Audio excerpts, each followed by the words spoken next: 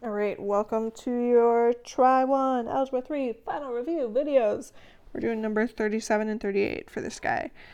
37 says simplify the expression. We got these beautiful i's. Before I go anywhere, remember that I squared equals -1. Also remember the square root of -1 equals I. Don't know if it'll be useful in this slide. It will be in the future though.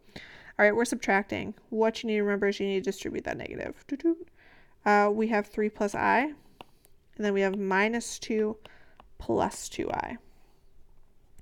What that means for us is I see a 3 and a -2. So I have 3 minus 2 plus, and then we have I plus 2i.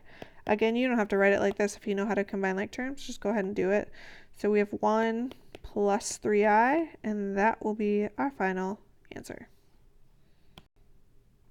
My next one, we have I times -7i. Remember, I squared equals -1. Square root of -1 equals I. For this one, we have I times -7i.